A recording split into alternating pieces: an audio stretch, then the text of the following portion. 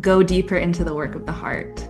The heart is the meeting point between, right, the like lower world, the lower chakras, not worse, just different energies, the creativity, the survival, the ambition of our life, and all the stuff that makes you blast off and have crazy spiritual experiences. We need all of that, and it meets all in the heart.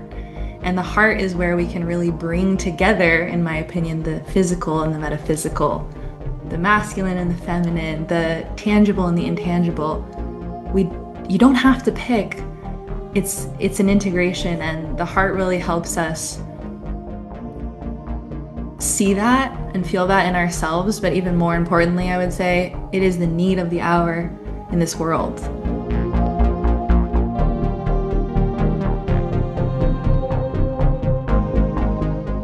All right, Prasiddha, thank you so much for being on the show. It's great to have you. You got your cool YouTube channel there, Kundalini Yogini or Yogini, or how do you Yeah, say that? yeah, Yogini. Yogini? Yeah, uh, Yogini. um, and you've been doing this for 10 years on YouTube, sharing your story, sharing your insights and your knowledge. We can start wherever you want, but usually a good place to begin is with our guest's backstory. So maybe you could tell everyone a little bit about yourself and how you got to where you are right now. Yeah. Hi, guys. Thanks for having me on. I haven't done a podcast, by the way, in multiple years. I think I haven't been a guest. I've been, because I've been doing my own for a while. So it's nice to be back. It's nice to be back. Yeah, my story is a pretty crazy one. It is it's a trip to look back on just how it all played out, how it all manifested for me. I'm sure you guys relate. Like, I think the more stories that we hear of people on the path, it's just more and more obvious how much things happen so outside of our control and in ways we would never ever have anticipated, right? So my story really started back in 2015, actually, 2014. I had just graduated from high school. I was 18, about to turn 19, and I decided to take a gap year program abroad. My whole life I was very service oriented. I really wanted to go full time into like nonprofit work, charity work, and the like. And I had heard about this program. I applied and got this scholarship that allowed me to go. And it was kind of like a junior Peace Corps where you get placed somewhere that you don't choose, right? It's not a vacation. It's not nothing like that. It's like a full volunteership. And they place you in places that actually need assistance, that are asking for volunteers. So I got stationed in a little village called Zuleta in Ecuador. And I was living in the Andes Mountains with a host family for a year. And this was where everything began for me. So leading up to that, I was completely the opposite of what you see now, what you might assume looking at my channel. I was like rule follower, straight A, Catholic school girl, perfectionist, fitting into every box humanly possible, eldest daughter, like I have to perform for everybody. I have to make everybody comfortable. I have to make everybody happy. I had no idea who I was outside of that. And so leaving this bubble that I grew up in Orange County, California, crazy bubble to grow up in as well. I came out of this bubble and I was like, I need to get out of here. I've had this like really deep urge to leave. I always felt very very alien where I was growing up, for multiple reasons. One, we were very poor in an extremely wealthy area, right? So that's a weird paradigm for a kid. And then my dad was an alcoholic, very abusive, crazy household. And so I was just counting the days, right? Where I'm turning 18, I can't wait to get out of here and go figure my life out outside of all of this. So here I am finally in Ecuador. And it's the first time in my life that I got to know myself because I was finally away from everything, right? I was like away from every single human being I knew. I didn't even speak the language landing there. So I was the most alone you could be in this teeny tiny little village, the only foreigner in my own world for months until I acclimated to Spanish. And that's where my awakening really started, was in this ripe container, right? Where I'm in this aloneness, I'm in nature all the time. I'm at this really pivotal point where I'm like trying to finally open up in a sense, like I was willing to open up my mind. Says And something about hard yeah. beginnings because it Hmm. seems like there was a real struggle in the beginning. Yeah. And we were talking just before this about like I'm always shocked how people can just pick up and go somewhere foreign without anyone, I'd miss people, I'd feel alone. But Yeah. I'm sure you're gonna like there's some strength development in the fact that you were able to do that, conquer all those fears and get there. Yeah, that's a great point. My mom always like joked with me that she was so shocked I did it, like I pulled the trigger because at that time, now it's totally the opposite, but at that time I was terrified. I was so scared. I mostly, to be honest, it wasn't even the travel that intimidated me. It was doing something out of the box. Every single one of my peers is going off to college, right? They're on the normal track, they're going to university, and they're doing the next step. And for me to like finally break out of that as the person I was at that time was like so risky. Like it felt so risky for me.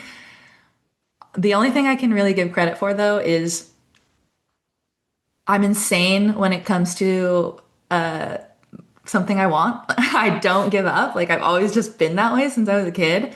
If I think about something, nothing's gonna stop me. I can't take credit for it. It's just the quality I came into this world with. And number two, I think because I had really known so much suffering in my own home, which is supposed to be a place of safety and comfort, I never had that. So I'm sure that played a big role in just like accelerating my willingness and desire to find it elsewhere, right? To like look elsewhere for that. So, Yeah, yeah. it's such a catalyst so often, and then now you seem like the type of person that learned all that, and then the big cosmic turnaround is that now you can help people, you know what I mean? Because a lot of Yeah. people don't have that kind of they don't have the prompts that would lead to such a radical life change, It's just Mm. it's not bad enough to merit going Right. across the planet, but what you described there, going somewhere where you're alone and you're away from all that stuff that conditioned you into that initial state. All those Hmm. conditionings are gone. That's Yeah. like that is where you meet the truth, Hmm. alone somewhere. It's like holy crap! Everything I Yep. thought I was nothing but cultural conditioning. And what am I Exactly. then? What the hell am I? Yep, exactly. It was that whole year was just those questions, right? Because of course I hadn't gone yet into any discovery fully. It was more just like the opening of realizing that wasn't me. Mhm. Like I thought the whole time it was, right?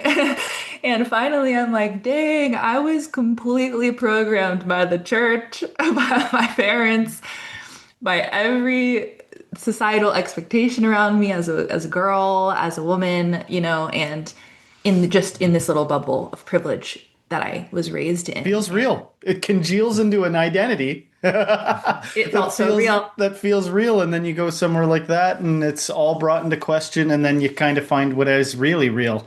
Right. Yeah. So yeah, that really kicked it off for me. And finally, my brother, so I have a little brother. We're like you guys. We've always done things together. We actually used to have a podcast together too before he moved to India. But he started his journey really young, actually years before me, even though he's younger than me. He kicked off at like 12, 13 years old. Wow. He just was not having it. He didn't, he was the opposite of me, right? He's the rebel, the anti-system guy, hated school, hated the church, hated everything, didn't listen, wasn't a rule follower, opposite, right? So he started much younger. He was not constrained by the same social pressures that I had internalized. So he started earlier and he had been talking to me about such subjects, whatever you could think of, right? Reincarnation, gurus, Buddhism, past lives. And I was like, you're crazy. You're in, you're probably gonna go to hell. Like, I don't want to talk about this. This makes Yeah. me so uncomfortable. Like, I Yeah. was terrified, right? When you're in that space where your mind is Yeah. so scared to ask questions. Yeah. I was like that all of high school still. So finally, when I was in Ecuador, And I'm like talking to my brother. He's like, finally, finally, sis, like you're finally asking the questions. Like, here, read this book, here, read this book, here, read this book. So I started to read a lot, right? And I started to go down the path of other faiths, other traditions, other spiritual paths. By the end of the year, I landed on Buddhism. I felt immediately super connected to Buddhism. It felt like everything that was missing for me in the religion I grew up in was here. It was all about direct experience. There was no one telling me I couldn't talk to God directly, that I couldn't be with God directly, that I was so separate from it. And I never connected with that in the church. It was always a point of contention for me with, being raised in the Catholic Church. So to find Buddhism like with such a focus on direct experience and then additionally like such an emphasis on compassion, really living compassion and being of service to others and to this planet, I was like, yeah, this is for me. Like I really like this so far. And at the end of that year, my brother calls me. I've already been gone for almost a year from home, right? I'm supposed to go back. I'm finally seeing all my besties and my boyfriend at the time and who I'd been doing long distance with, and I was so excited to get back home. He's like, sis, I think I met my guru. I'm going to his program in India and you're supposed to come with me. Oh, And I geez. was like, bro, no. Like, I know I've opened my mind and stuff, but enlightened master sounds like bullshit to me. And no, just getting home. I just want to chill. I want to enjoy my summer. I'm like, I've been missing. And I would have had to leave right then. Like, I land and go to India with him. So I'm like, no, no, no. He doesn't give up. He keeps talking about it. I say no for weeks. All of a sudden, I'm on my little bus ride down the mountain into the city that I would take like once a week for my like classes and things, Spanish classes and things. And I'm on this bus and this there's no other way to describe it than something inside me, not like my mind, not my own desire, not my personality, was like, you have to go to India. And I was like, no, I don't want to go to India. Like, I literally have no interest in going to India. You have to go to India. Call your brother. So I pick up the phone and I just listen because it was so strong. I call him, I say, I think I'm supposed to come to India with you. And he's like, I knew you were going to call. Last night I put in Of your course. last night I put in your a paper with your name on it to the guru, to Swamiji, and he blessed it and said you would come. Whoa. I was like, okay, I don't know about any of that, but I guess I'm coming to India. Yeah. And I got eventually, I leave Ecuador, I have a tearful goodbye with my host family. I land 2 days later, I get on a flight and I leave to India for a month with my brother, and that's where everything changed. Everything happened. Everything you know about me, you would see on my channel. That's where it all happened first, was May of 2015 in that program. That is so just crazy. You know what I mean? Like Yeah. it's nuts. And you hear about stuff like that, and I'll say respectively from like a lot of different religions. Like there is a Christian out there somewhere, I don't mean to trigger anything. I'm just saying like Yeah, we used to be Christians, we're not Christians anymore, but there is some Christian out there that's like something told me to do this and then that led to their totally. Christian I agree. salvation. But the thing I like about your story is early on when you recognized this thing about embodied or lived goodness rather than like systemic goodness. Like, I don't want to be good as some part of some like robotic system that's like, Yeah. I want to live from compassion or Mhm. empathy in some more lived way. That's like, Mhm. I don't know, for lack of a better way of putting it, almost like a heart speak rather than mind Yeah, speak or something, and then it totally. led you there. So we haven't even gotten into the juicy stuff yet. Yeah. Now we got to know what happened when you Yeah. got What there. happened when you got to India? That's what I said. It's a crazy story. I'm always like, dang, how do I like make this more concise? I really should. I can't really, but so I was there for 1 month. That first trip was a month long. It was all I knew was it was like a yoga and meditation program with this guru. And it was in Varanasi, India. Varanasi is the most crazy place I could have landed. I didn't know this at the time because I knew nothing about anything. Varanasi is the city of Lord Shiva. It is the city of death. And Oh, yeah, literally, okay. people pilgrimage there to die and leave the body because it is believed that you can experience liberation from reincarnation cycles when you leave your body there. It's a really special place for Lord Shiva. And it's the city that's famous for like seeing dead bodies carried around in the streets and cremation grounds across the Ganges River. So I land there. So I land there. It's 115 degrees every day outside. Oh, with the smell of burning bodies in the air.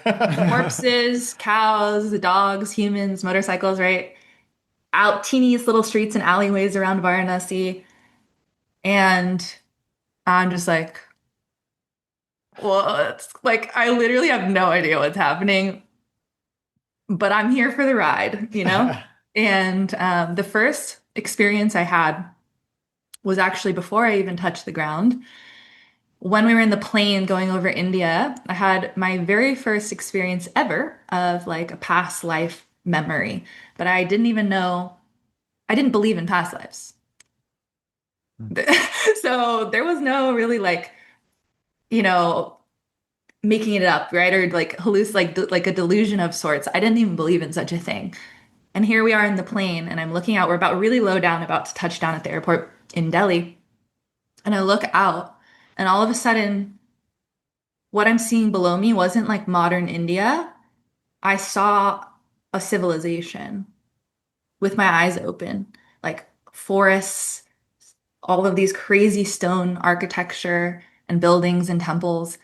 And it was like it's clear as day. And I like keep looking and it's there. And then eventually I look back and it was gone. And I just was like, I just had this inner knowing. I've I've been here before, and I think it looked like that. It was just such a like weird moment. But again, I didn't really digest that. So we land, I'm in Varanasi. Program is starting like very soon after that. I'm in a hall with 500 people. There was 500 people at this program. It was very big at this time. Every single person there was obsessed with Swamiji. They knew this guru. They'd been following him for years. They watched all his YouTube videos, right? Like they can't wait to meet him. It's the biggest moment of their life. And I was like, I don't know who this guy is. I was like, how the hell did I get here? Every single person, this is like their wildest dream, and I don't even care. Like, I don't know who this person is. I feel like I'm just, what I was telling myself was, I'm just here as a protective older sister to make sure my brother doesn't get in a cult. That's probably why I needed to be here. I don't really know why that voice told me to come. That's probably why. And I'm in this hall. Swamiji's about to enter for the first time. Like, it's the grand happening. He's like, his entrance is happening. And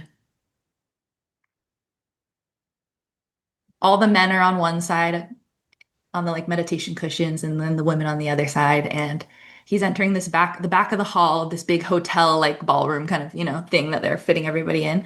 He walks in and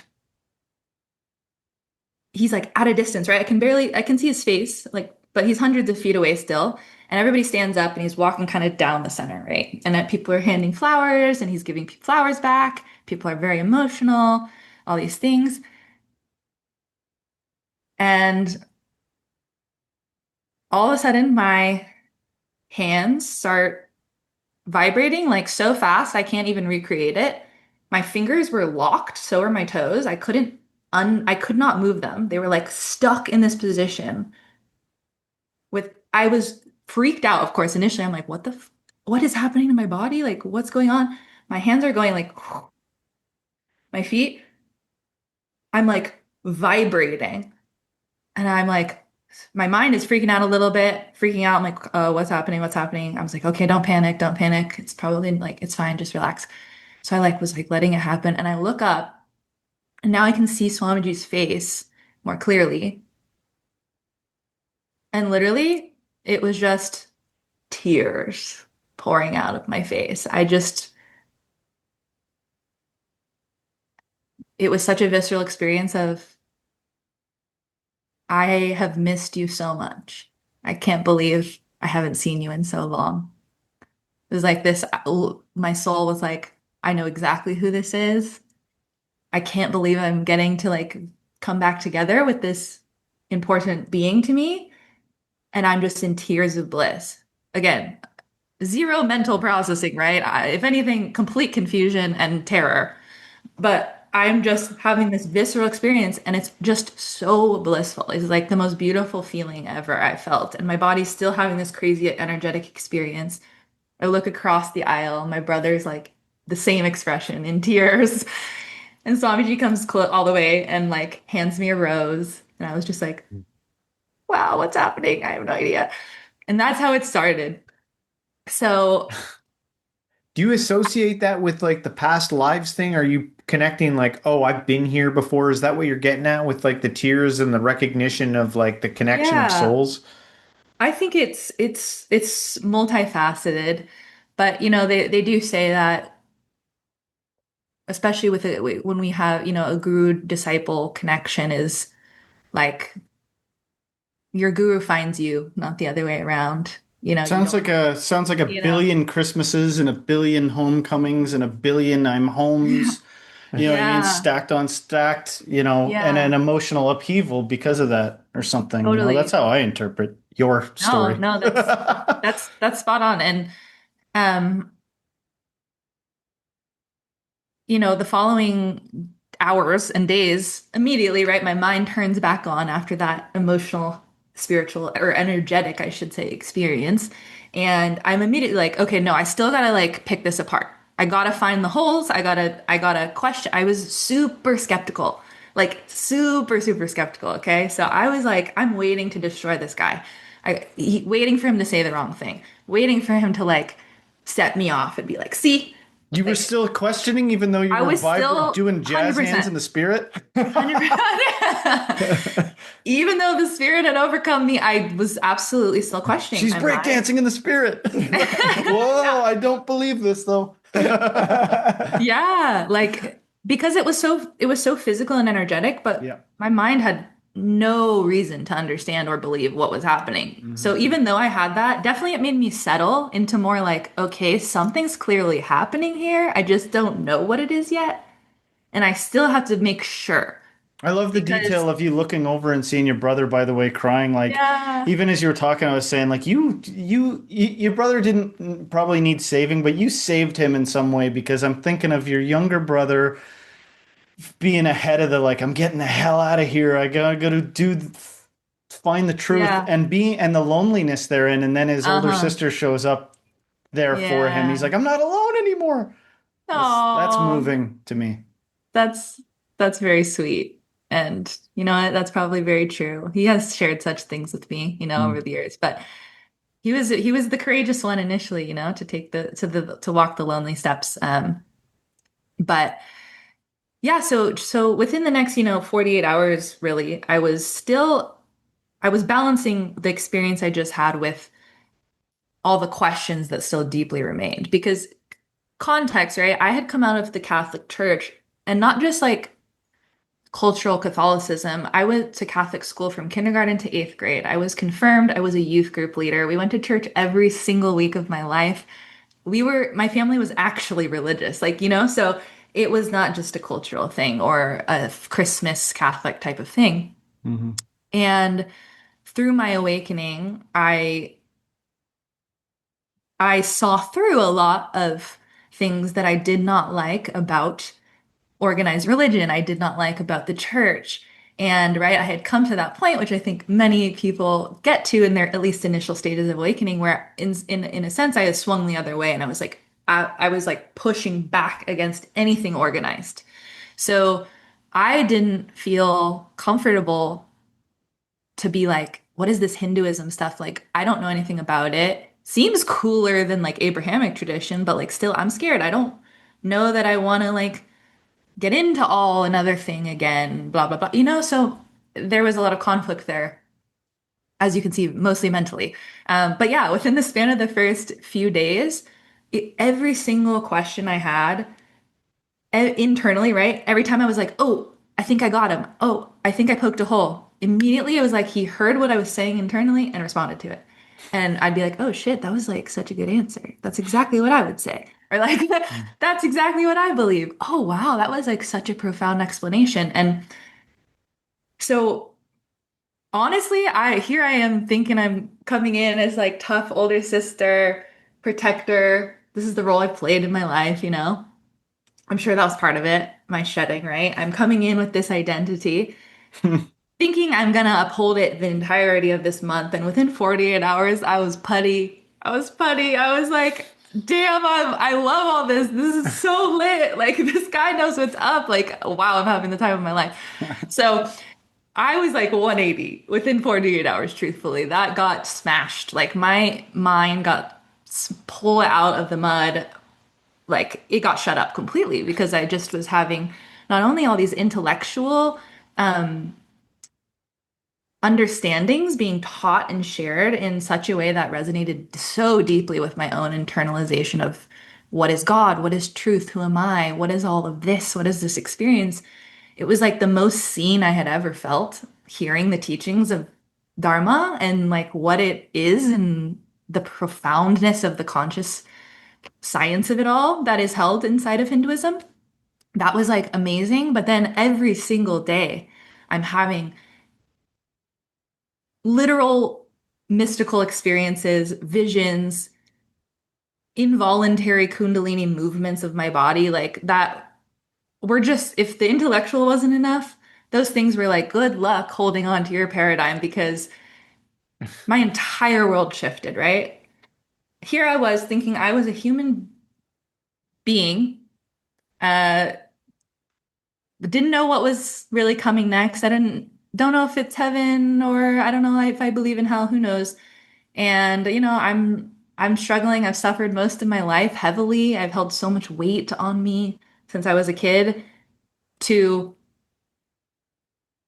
wait, you're telling me like I am divine? I am not a sinner? Like I am not separate from God?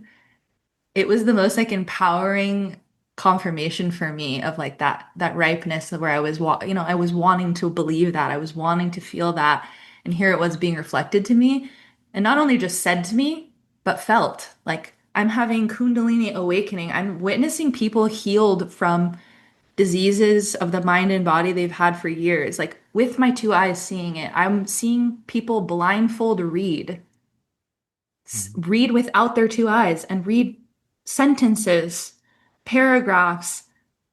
My entire worldview is just being shattered, right? Like, what is reality? It is so much more than I thought it was. We are so much more than I ever thought we were.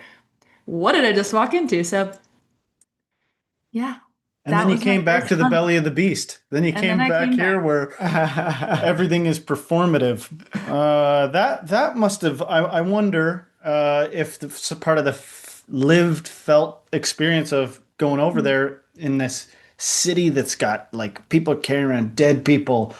Yeah. You got that famous river there, and all these strange sights and sounds. Like, I wonder if an element of it was that, like lived Mm. experiential acceptance versus performative acceptance. That stands out in Mm. my mind for some reason. You know what I mean? I think about what was lacking when I was growing up, Yeah. which was kind of later discovered elsewhere. I've never had an adventure like yours there. You could write a book about that easy. I Um, am actually. I'm yeah, ready. yeah, yeah. And all the little details that you can't fit into one podcast. But Yeah. something about the acceptance is so powerful. Like when you're in the presence of someone that's like, I'm not going to judge you. Like, I'm not, Yeah. it's not even a part of this. You know what I Right. mean? That must be, can you talk about that at all? Was that an element? You know what Mm. I mean? When you met him? Certainly. It was a huge element. It was like just so healing, you know, because again, like you said, the paradigm was just so different. And the biggest thing I learned, I was introduced to then, but I know deeply now, being a devotee of this path for over 10 years, it's almost 12 years, our entire idea and framework of religion, when we speak about religion, we are talking about Abrahamic religion. We are not talking about Eastern philosophy. We are talking about a system that is completely based in a particular book, a particular dogma, and a particular deity. Within Hinduism, no such thing exists. Within Buddhism, no such thing exists. There is not one book, there is not one God, there is not one path, there is not one dogma. So they can't, it's so, you can't even compare them, right? So all of this was being introduced to me was that in of itself was so healing because I was like, this is what I've been searching for, like at a path level, right? Like a path I can trust because I'm completely free to question. I'm completely free to have different deities, to still love Jesus, to not Mm. believe in God at all. Like there are Hindu atheists, there are Hindu animists, there are Mhm. Hindu devotees of Shiva, devotees of the goddess, devotees of nature itself, devotees of only formlessness. Like every single thing exists actually within this umbrella. Wow. Complete freedom, complete liberation. That made me have so much healing and trust on the spiritual path of it all, right? And then as we were sitting there, we went through this process, which is called Samskara Dana Kriya. It's almost like the OG shadow work process from Hinduism, where you go through every single negative memory, trauma, pain that you have ever experienced in your life from the youngest you can remember. And you relive the experience multiple times with yourself, looking in your eyes in the mirror, and with another person just staring at you in silence. And you have to walk through every single like to the smallest thing, even to like my brother stole my school project and it made me like feel like this resentment toward him at this age of 5. Like even the Yeah. smallest thing to the like I was abused in this situation and you are saying it all over and over and over again to yourself and to others, purging all the emotions and the weight of the experience. We did this for the first 14 days of the program from like 7 a.m. till 10 p.m. at night. Oh, So that was now also go to going on. bed. Now go to Yeah. sleep with a head full of insanity But and it wake up was bright and early. it was like obviously so hard, Hmm. so expansive, but by the end, I was like, that is the biggest gift I've ever received in my life. I finally truly felt like no bullshit, no spiritual bypassing. I had actually like shed the thousands of pounds I was carrying on my shoulders. I finally felt forgiveness for myself for so many things, for my father for so many things, for all the people that had hurt me. And again, not in a way that was overlooking the things, but actually feeling through it and then realizing that I have the opportunity to verbalize a new story about it to myself instead of I'm the, you know, bad things always happen to me. I'm always abandoned. I can never trust anyone because look at all the evidences. Look at what my father did to me. Yeah, I could tell that story because there is evidence for it. But I got introduced to the idea that actually I don't have to tell that story anymore. And what one feels powerless and what one feels powerful. How do I want to move forward? I was like, I'm done with that shit. I Hmm. reached my limit. I felt like, I was at this time where, by the way, like in this period of my life, I genuinely, what sparked my awakening was leaving that bubble, like I told you guys. But it was also like I internally, in my mind and my heart, was dying. I was, I knew I have two choices. I actually end my life or I end my life as I know it. Oh man, it's crazy, and I don't mean any like anything that's unsensitive here, but I Oh, feel like God. so much gets interpreted skewed Mhm. from people that are resolute, or they're sort of stuck in some kind of like narrow system, or the culture they've just happened to be born into, and they've got nothing to contrast it against. Huh. So many processes can seem odd and bizarre and Totally. performative. And is And this what's scary. going, and scary? Yeah, and scary. Like there'll Mhm. be total dysfunctional families or something out there, Yeah. that are essentially keeping together dysfunction. Like, we don't talk Right. about that. We're not going to address this. We're not going to uncover this. We're not going to do any work. And then when you do that shadow work in the beginning, especially with the hardcore way you're talking about, like, it could Yeah. be tears, screaming, Yeah. shaking, rolling, freaking out. Mm. But then the weird thing is, when your body learns that you're not actually going to die when confronted with those later Right. on, as little by little old shadow stuff continually trickles out for years. It's like Mm. not even a problem. You're like, oh yeah, oh, Yeah. yeah, you know what I mean? It's not the thing Mhm. that you were resisting with that, wall Yeah. for so long. And then Right. um I had something else to say about just the whole thing about it, like how things are seen through. Mm. People maybe don't even understand the empathy you have, or how you can look past things or understand where people even came from. I'm curious how you Mm. function back in the West now, and Yeah. how having the breakthroughs and insights that you have had Yeah. are received where you are. Yeah, it's a great question. That was that was hard. That was really hard initially. Of course everyone back home was like, "Wow, wasn't it so hard moving to Ecuador? Wasn't it so hard being in India? I've heard it's so dirty and loud and overstimulating and all these things." And I was like, "It's hard being back." Like Mhm. that was my true feeling. It was harder being back than it was embracing either of those cultures and places and spaces. Um, because,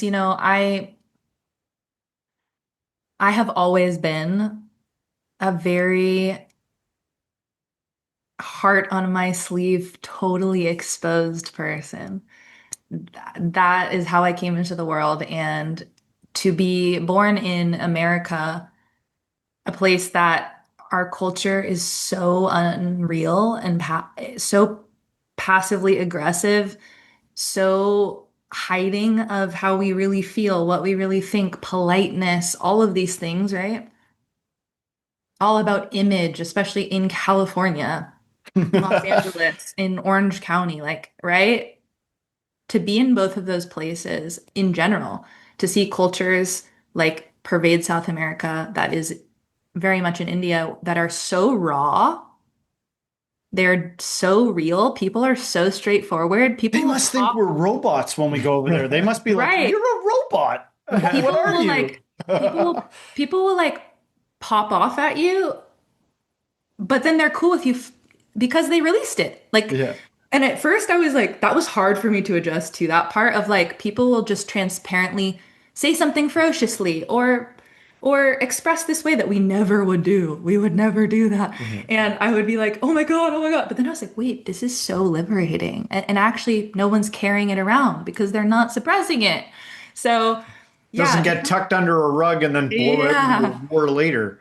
Yeah, or like a yeah, huge divorce or something. Like, right.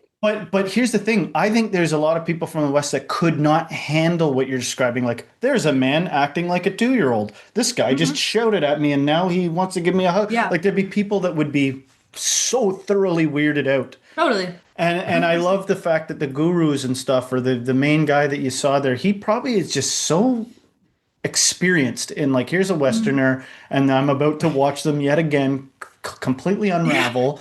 And like, it's hard sometimes. Like, I saw Totally. myself go through stuff, and I've seen people online, and there's this temptation in the West. We're so cynical and gross that we judge Yeah, somebody who's totally. like, you're taking them through a childhood traumatic memory, and this person is Uh, physically quaking because their body yeah, is letting go of all the what they've been holding on for so long. It looks gross to us Westerners, but that's yeah, what healing looks like. That's what right. getting over stuff looks like, and actually learning. Yeah. Oh, that's what I want to talk about. The death part, where you were like, I felt like I was dying, Mm. and something in me was dying.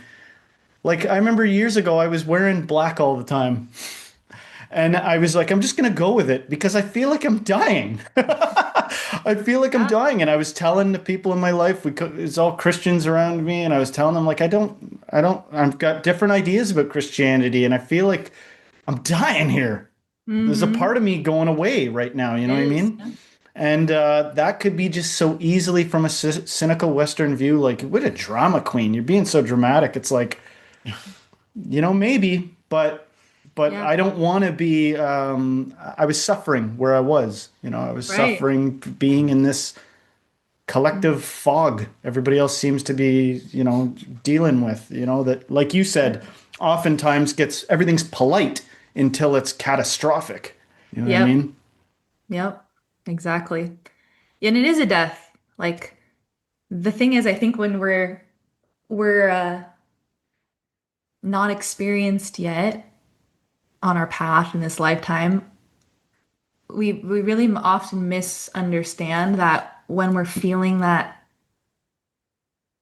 heaviness, that existential crisis, that death, it actually is both true and untrue that we're dying.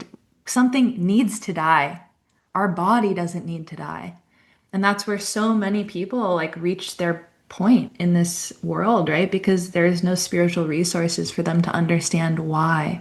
And so they take that path, right? So I'm so grateful that I didn't choose that option and that I was, blessed with such, tools and resources being brought into my path for what by whatever force. And, I really could decide like I'm not going to live this way anymore. I will sit here for 14 hours a day and scream and cry and snot and freak out because I there's no other choice. Yeah, because There's no other choice. this dying feels better than being in a frozen block of carbonite. Yeah. You know what I mean? I'll take the death and whatever comes next over this block that I was frozen into, which was just a permanent, chronic, existential agony. Yeah. Ugh. Mhm. What's your assessment on people who are trapped in their current paradigms of the stuff that we're talking about, the, shoveling everything under the rug? Why can't people get out of their shell? I mean, truthfully, I think because we have every single authority around us desiring us not to. That's the truth. It's like a system issue. We have a system It's a issue. system, yeah, it's a systemic illness. Like we're not, I've told so many of my loved ones, the people that have found my YouTube channel, my community members, my clients over the years, like, and I truly believe this, like, you are not broken. There's a reason you feel that way. And the problem isn't your mind, it's because you're living completely outside of your ecosystem. We're all living outside of the ecosystem we're supposed to be living in. Just Mm. like if you moved a gorilla, put him in the Sahara Desert, and he was like, where am I? Like, where are my trees? Where are my leaves? Where's my clan?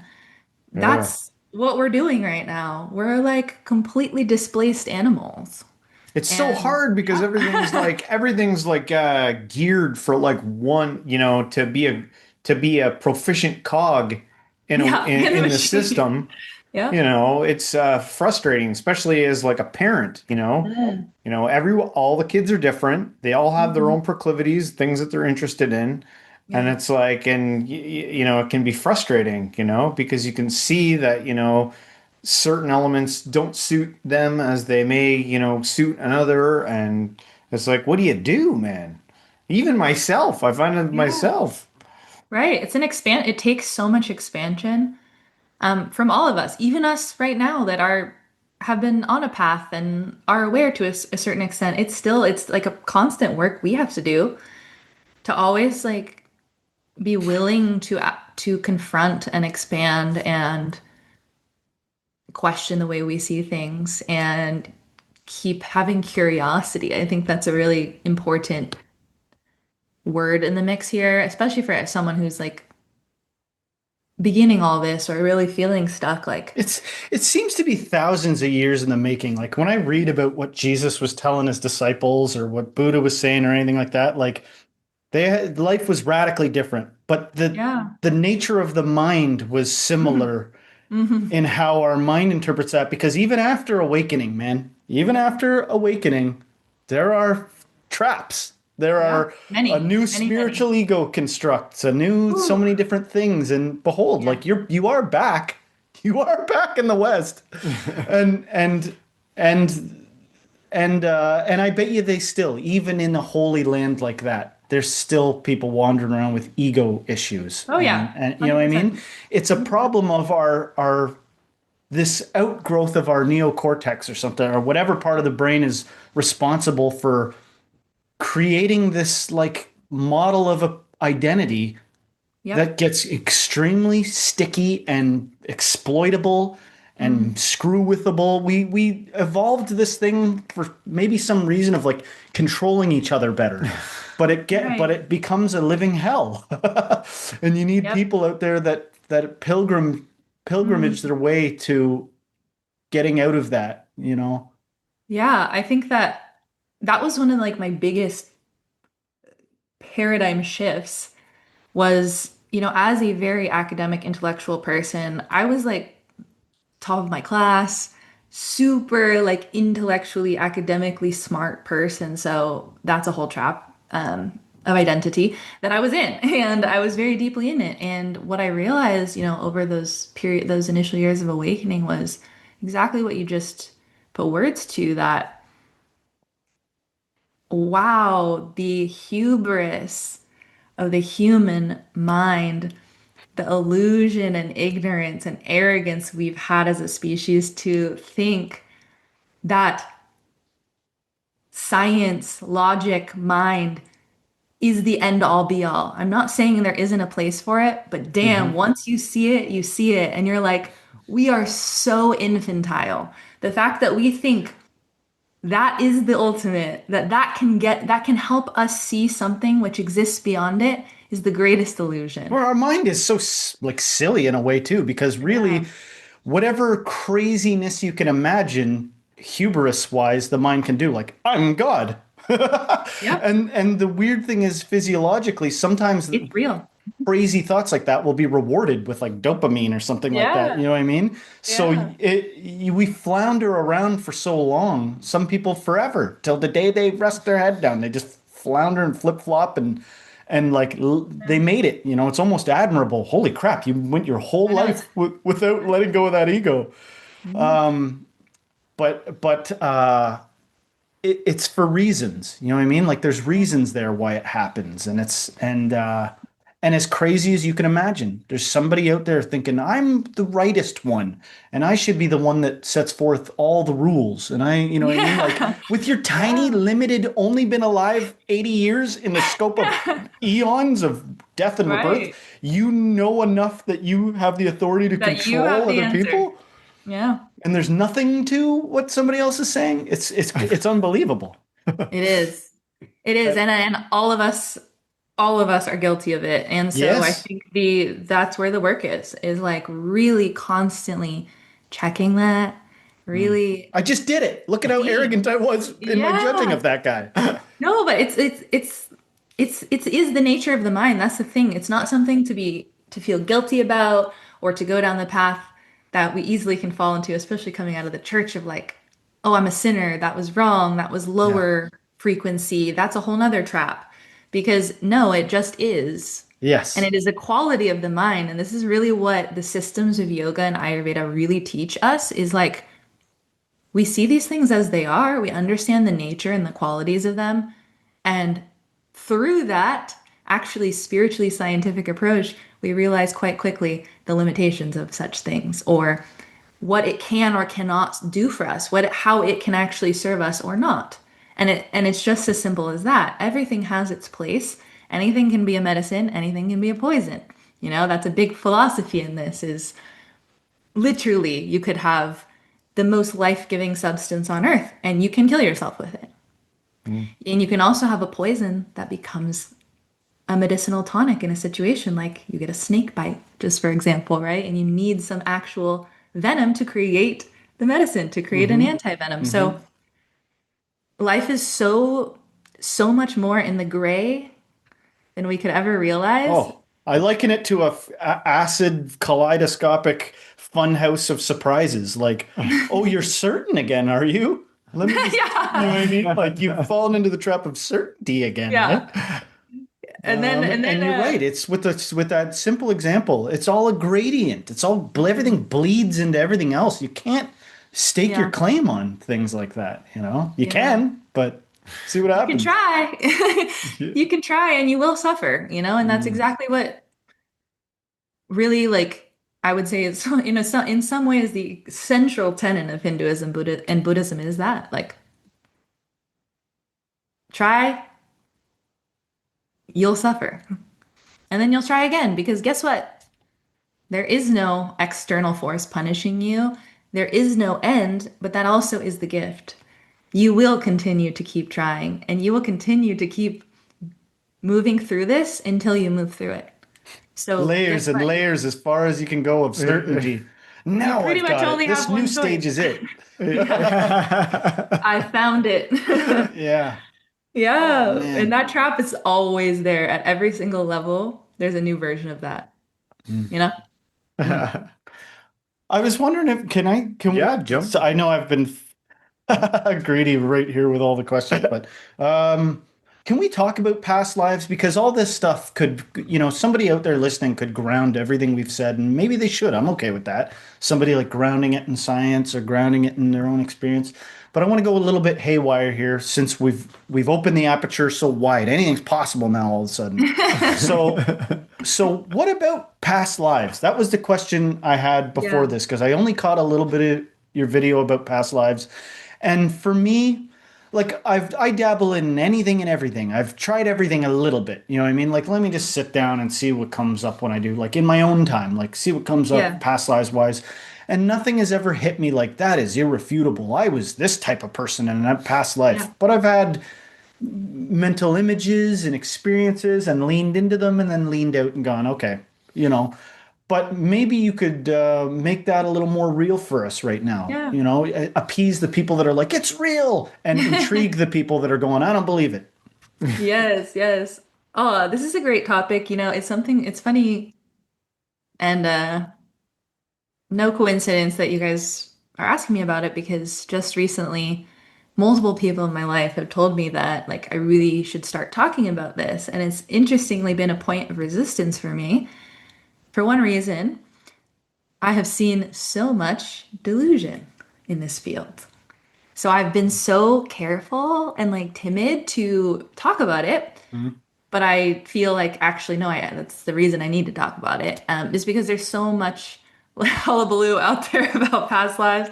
There's so much new spiritual ego being fed by it. So let's like really talk about the reality of it. And I'll just share my own experience and perspective, of course. Take what you like, leave whatever you don't. I think the deeper that you go into the concept of reincarnation, right? So that obviously ties into this subject, reincarnation. The belief in almost every single spiritual tradition on earth has acknowledged reincarnation. Believe it or not, most people don't know this, also the Catholic Church. It was removed in one of the councils from the Bible and from the dogma of the church. The church Oh, itself never had a concept of a singular life until a certain point when it wasn't useful for them anymore. That's a whole nother rabbit hole. But just know, even in Abrahamic tradition, actually, reincarnation has always been acknowledged. So one, my first thought is if every single peoples of Latin America, Africa, tribes of North America, in India, in China, have all talked about this, maybe there's something to it. That's my scientific approach first. When I was initially, starting to chew on the idea. And then I really started to look for evidence, like you're talking about. What are some things we can see for this? I think some of the most fascinating accounts initially, if you're new to this subject, there's an incredible documentation of many like specific people's past lives all over YouTube. You can look up. There's really great, cool stories they've compiled. There is many specific books about NDEs, near-death experiences, and/or overlapping with people's experience of like a reincarnation story that have been compiled as well. One of the I think coolest examples of this is the Dalai Lama. So how they pick the Dalai Lama is actually like a whole science of past lives and reincarnation. So every time they choose a new Dalai Lama in Tibetan Buddhism, they have a specific route series of tests they do for Dalai Lamas that when they're just children, they're these groups of the children that have been part of the monastery or whatever, right? Is the pool that could be the new Dalai Lama.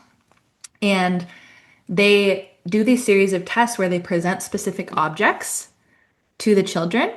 And the previous Dalai Lama, as he leaves the body, has told and has written down there are specific objects with specific stories that I will come back and I will recognize and I will tell you.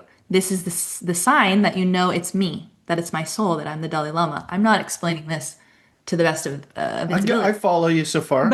But this is the test that they do. And so literally how they pick the Dalai Lama every time is that this child will grab the specific set of objects out of hundreds of different objects, and they will ask a series of questions related to that object, and the child will share direct, very specific and detailed memories related to that, whether it's like a hairbrush or, a specific coin. And then there's this whole thing about it.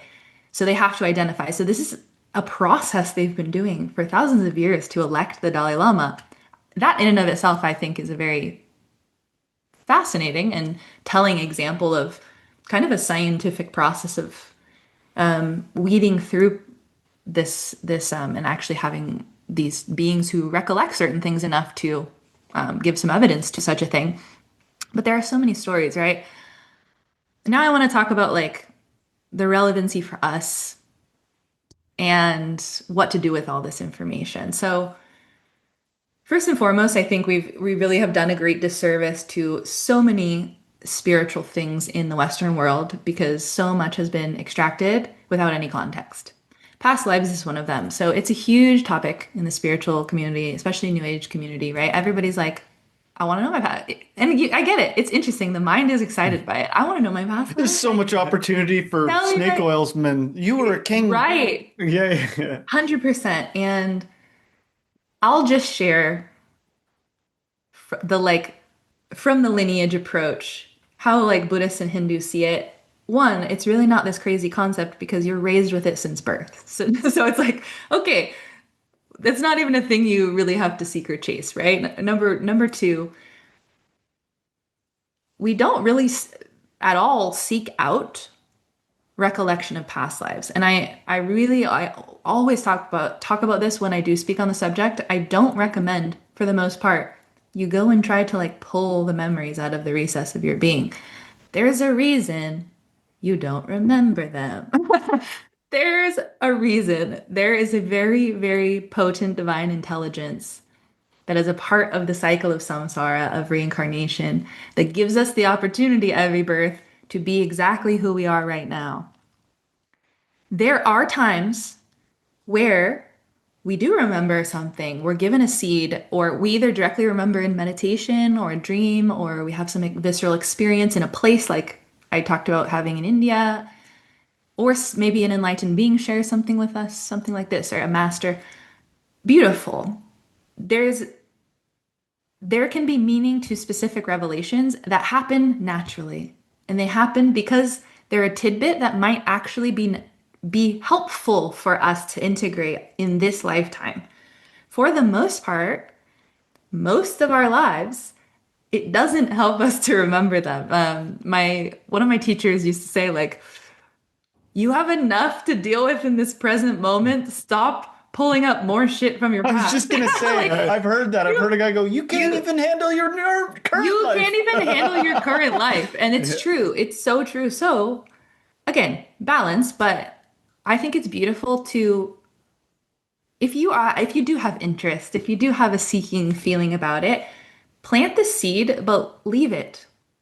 Put the intention out there, put the prayer out there, offer it in your meditation. That's fine. That's beautiful. Anything with force is where we're getting into a bad territory. This is naturally opening you up to either many like fraudulent people giving you information, even fraudulent information coming from your own self. Because it's like placebo, I don't like, I don't want to be insensitive because there's somebody out there who's really identified with something that's happened to them, so just mm, plug your ears if that's you. But I feel like so many things in life, it's like, hasn't it always turned out to be for your education? Hasn't everything just been one thing after another to exactly. lead you to more education? And I feel like where it might actually be useful is if you had some guy that was like a woman hating misogynist or something, and somebody, but for some reason he believed in a guru, and the guru was like, you were a girl in your last life, Yeah. And right? he's like, oh, And you yeah. loved your husband very much, and the guy's like, oh my God, what the hell? Yeah. You know what I mean? Like, No, it's it's a so, good point. yeah, just to open, come on, man. Like, oh, you're not this fiction that Open you your think mind, you are. open your You're, heart. yeah, Yeah.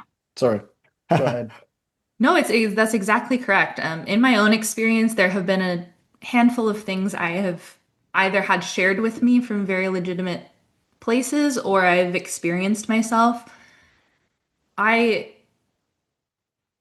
it was very similar to that. Like it actually was helpful for me to integrate something that I wasn't understanding or something I was struggling with, or even in many ways, actually ways I was playing small in this lifetime and helped me really see like, no, no, no, like remember these things. Okay, leave it and integrate it, like, But I think that there are these hilarious memes. I love it. Like I really, really enjoy roasting the spiritual community because it's it's so easy to roast, and I mean this with so much love, but like I think humor is one of the best ways we can call out things and bring them to light and Yeah. like actually help evolve them through some like pointed humor and laughter. I love comedians. It's a tragedy to me that Yeah. they're often secretly really tormented, because there's a Yeah. real skill in being able to see the funny in things, Mhm. because so many things are It is. absurdly hilariously funny You everywhere. gotta Any laugh. any church you Gotta go laugh. into, any women's reading club, any school, there's like so much. This is hilarious what you guys are Yeah. doing. It But anyway, is, sorry. and you know what? Osho, one of my favorite quotes from Osho, always says like seriousness is the like greatest disease, and I completely believe that. Like it's so true. On the path, you have to keep your heart light. It doesn't mean you're not responsible, but having a light heart is so important. But there are all these memes about past lives, one of which is like every woman ever thinks she's the reincarnation of Cleopatra. I can't tell you how many times people are like, I was Cleopatra in my past life, and this is why I got to go to Egypt. This is a real thing, okay? But let me like tell you that this is the funny side, but let me tell you the truth, like the truth in it too, right? Because everything is that's the thing, right? Like the greatest illusions have a little bit of truth. You know what I mean? The Yeah. Yeah, greatest yeah. lies, they have truth in them. That's what makes them so powerful. And this will be my kind of, I guess, concluding thing on this topic too, like to bring it all home. What I realized the deeper that I went with this subject matter, the concept of reincarnation, mixed with the idea that we're living in a very false polarity of duality in this world.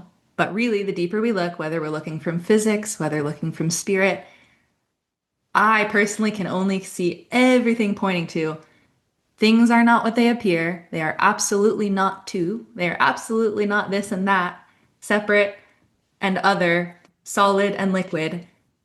Everything is intrinsically interconnected, whatever terminology you want to use for that. If this is happening, and also I'm aware that energy is never created or destroyed, if I have a conscious awareness, it's likely it doesn't go anywhere, it just changes form. That brings me to the theory of the egg. Have you guys heard about the egg?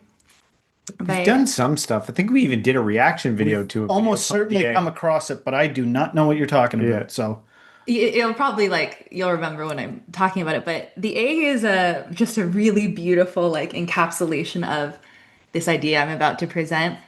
There's like a short YouTube video that I'm obsessed with that make they did a little animation for it. Kierkegaard or whatever. Kierkegaard did Yeah, it. Yeah, we reacted to that. Yeah. but in short, a lot of it is very very much from like dharmic understanding of like these are the very principles that like dharma is understanding the nature of life and consciousness to be, which is if we are consciousness, we come from consciousness, we're recycling consciousness, we're always transforming consciousness, we will dissolve back into consciousness. Wouldn't it be that every past life was my past life, and Oh, Yeah. yeah. Now I remember. every future life, and everyone else around me. The concept of time when we're talking about this is doing a great disservice to the reality because we are talking about it as linear time. It's not actually happening like that, right? So past life is really just a life, really is like, the best way to say it. It's a life. Your life, in a sense, is just as much my life as and vice versa. Almost like it's all one thing, It's Yeah. almost like it's and that all when one a thing. skilled teacher points out what you were in a past life, he might be plucking a particular past life that's actually going to assist you in this first one because of some holding pattern you had. Like I think about what you said about like, oh, I realized even about how I was playing small. Yeah. That sounds like somebody struggling with like arrogance or something, but it's like, that image of the guy who's like hanging onto a ledge and he's freaking out and then he puts his toe down and he realizes the grass is right there. Yeah, Like, exactly. just let go a little. You're gonna be okay. But it is scary. The illusion of who It's we very are scary. It's as very this scary. separate surviving mammal is scary. But we Yeah. get taught through life experience. Many of us, we have those examples that we can go, man, I was like afraid to go down the water slide, and then I went down and it was a And good then it time. was amazing. And one of the biggest tragedies, and I did this, was I would think about some of the hard times I had as a teenager in high school, and I would say this thing of, I'm not going to dishonor my younger self. That sucked. You know what I mean? Even when the time came to not be a victim anymore and like Right. grow up a little bit, I felt like it was so incongruent, Hmm. whatever the word is, incongruent or uh, something weak about letting go of those same things that irritated me when I was a teenager. But Hmm. that just exists like a frozen, holding, painful pattern in you. And you can oftentimes just let go, and a little prompt like, hey, what if you knew you were all of it? You know what I mean? This small self that you keep thinking is you isn't you. You're the entire thing. What happens if you realize you're all you? You know what I Yeah. mean? What then? Nothing What much, then? just freedom. Yeah, pretty much just everything you were ever looking for. Yes, yeah, yeah. Only everything. Yeah, yeah. So is it Yeah. so like I don't know in a nutshell, well I'm probably maybe shoot me down if I'm getting this wrong, but like is do you see it as like the human experience, the physical, the mind having an experience and then somehow has some flash or memory of Hmm. something, some life they lived before is really just mind and consciousness kind of hitting each other? Yeah, I love that description. I think that's a beautiful way to phrase it. I think we could say also that it's like we have been talking about, it's like there may be a relevancy there. There's just a relevancy, but it like again, just let it be. Like Okay. that's just something I think is very important with any of this data we're collecting on our Hmm. path. Like awesome, exciting, cool. Be excited about it for a second and then like let it rest in your heart neutrally because Yeah, but the ego it just wants yeah. to wrap All it right. up in a package and sell it and monetize The, it. the And ego wants to so, be Gollum. It wants to run to a cave with it and be like, yeah, My precious. Yeah, yeah. capture it. And And it's so all the girls out there thinking they're Cleopatra, they're right. But they're missing the mark, you know what I mean? So it's what like does that do for you right now, though? what is that exactly what is that doing? And is that story helping you be liberated It's and it's helping funny you because liberate others, there's a you weird know? psychology. We're so psychological, right? Like there's a somebody that's down on themselves that all of a sudden says, "I am empowered and I'm empowered to take on the world." They can create some inertia and momentum and get some things done. But that even something as innocuous or awesome or useful as the statement "I'm empowered" and charging that in you can become hell. Believe it or not, anything Yeah, anything can become like, I just gotta not be empowered for a while. Jeez, you know what I mean? I feel like right. No, it's it's true. hiding under a blanket. You Mm-hmm. know, Yep. Yep. I think to hold it lightly. it's yeah, like so much of our whole dialogue today is kind of come back to that that truth, that I think is at least truly my deepest thing I cherish in my heart along the path that I walk, and the deepest form of truth I've found is, not two, not separate, not dual. And anytime I'm falling into that, let me zoom out a little bit so that I can hold it all. It's not about me being pure or a perfect spiritual practitioner or looking like a really spiritual person. Like, I don't give a fuck about any of that. I don't care if people don't like that I cuss. I don't care if people don't like that I like wearing sexy clothes because it makes me feel good and I love playing in this avatar. I don't care at this point because I know I hold all of those things and they're just all manifestations of me. And it's something I, continue to want to practice and expand into is like the second I catch myself creating a new, really strong identity or story, my practice is to keep testing the bounds of that, Um, I think what does stick, I will say from the grounded perspective, how I find the balance is I feel what does stick and give stability is my values, my dharma. Like my dharma glues me all together. My dharma is my compass, morally, ethically, with what I actually do with my time, my life, my energy, how I want to treat others, how I want to treat myself, how I want to honor my life, Everything else is exploration. Everything else is like, let me keep expanding, Let me keep integrating this thing over there that bothers me so much. Guess I haven't pulled it into my heart yet, Like let me pull that deeper into my heart and or spend the next years doing that, right? You seem wise and like the and authentic and real, and there's no reason not to, be inspired by the things you say. And it's fascinating how deep some of this stuff, like the lived experience or the experience of non-dual or deep state enlightenment. It's amazing how deep it goes. And remember that girl we interviewed who was like, I'm high all the time.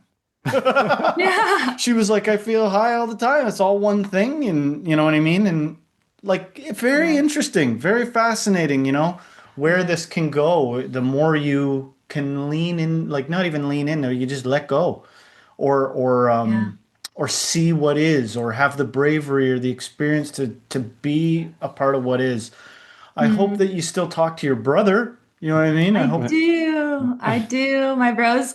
So we both, so everybody heard the tales more of the very beginning of the story, but in the in between, I'll give it a very short summary, but in the in between, I kept going back and forth to India. I was in university and then India, university, India, every single chance I got. Every 6 months, I would spend a month there from the time I first went with my brother most of the time. My brother moved there before I did and took vows to be a monk at like 17, 18 years old. Wow. He did that for multiple years. I ended up moving there myself at 21, and I lived there for 2 years in the ashram. So that is really where I think everything we're speaking about, the things that have genuinely like been seeds that are watered in me, happened so much in that time, initially was like my time I lived there for a very long time and was around like in the living space of a guru and also just living in a community of hundreds of people and holding a lot of responsibility in that. Then leaving that community, coming home, studying Ayurvedic medicine so that I could practice legally in the States, then becoming a teacher of all these things and actually realizing the one-on-one is nice. I enjoy it, but the education and the spreading of it is like my cup of tea, as you guys have seen. That's why always done YouTube. That's why I yes, the only reason I have a channel at all is because that's that's why I talk. That's why I share. Is just to share the perspectives, the opportunities, the things that have transformed me, that have changed my life, and whoever resonates can find it. It doesn't need to be anything more than that. But you know, now having my life back integrated into the West for some years now, like 5, 6 years now, it's been a beautiful integration for me, me as a being of just like bringing all of these practices and philosophies and experiences and mixing them and merging them with what it's like to be in the world, to uphold my life here, to really be able to connect and be present and listen to people in the West just as much as I could in India, like there doesn't have to be any story about that. And I shed that a long time ago. And as soon as I shed that story, everywhere I go, I have crazy experiences. I have crazy conversations. People are so open, right? It's like the paradigm shifted around me as I Mm. shifted. Mm. So even Right. in the States now, my life is so blissful. I have experiences people wouldn't believe unless they were like in a drone following me around. Like it happens everywhere Hmm. all the time, here and wherever the heck I am when I'm traveling or whatnot. So, yeah, brother is, I've been here for a while now building my practice and business. I now run an academy full time for Ancient Soul educating people. Gardens, is that what it's called? My company is Ancient Soul Gardens, and then our academy is called National Intuitive Academy of Ancient Healing Oh. Sciences. I train people in Ayurveda, yoga, and classical Shakta Tantra there. And my partners do the other lineages. One is a Peruvian shaman, and then the other does occult studies, astrology, tarot, from that lineage. But I do this, I've been building that here as like the way to really, my mission with that was my job, my Dharma is being that bridge, like maintaining the authenticity of the lineage and the knowledge that is so potent in this tradition, but bringing it into English, bringing it in an organized learning system to people here in the States, and whomever is really English speaking listening to me. Um, and then my brother, after years of being a monk, stayed on. He came back for a little bit in the States. He actually worked with me. I've been his boss for like the last like 4 years. He's always worked for my companies. Um, and a few years ago, he fell in love with another devotee, and they are now married. They still live in India. And so, life has transformed in many ways we could have never known 12 years ago. It's a wild ride. It's an incredible story. And Prasiddha, I just want to say thank you so much for coming on today to talk with us, share your stories, share your insights. It's Yep. been amazing. One of the things we like to do kind of at the end of our interviews is give our guests kind of like the last say. If there's some type of overarching message or anything you just want to get out there for anyone who may be watching this, we'll give you the floor and then maybe you can let everyone know where they can find you, what you got going on, and all that good stuff. Okay, yeah. What really just came up is, you know, my message, my life really, I feel like is just a devotion to the path of the spiritual heart. That's all I'm here to do.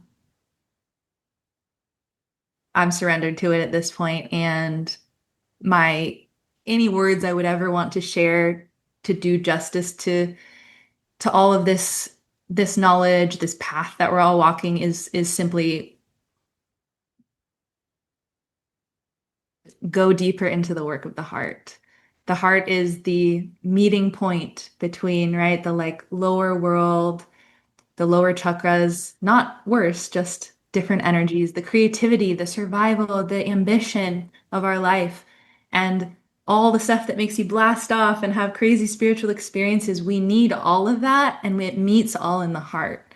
And the heart is where we can really bring together, in my opinion, the physical and the metaphysical, the masculine and the feminine, the tangible and the intangible. We You don't have to pick. It's an integration, and the heart really helps us see that and feel that in ourselves. But even more importantly, I would say it is the need of the hour in this world. Listen, Mm. as it might be triggering, but I genuinely don't think sitting in our house getting high all day or tripping on acid is benefiting humanity. We need to be awakening our heart. Whatever means necessary, whether it's in meditation, in your relationships, in your self-study.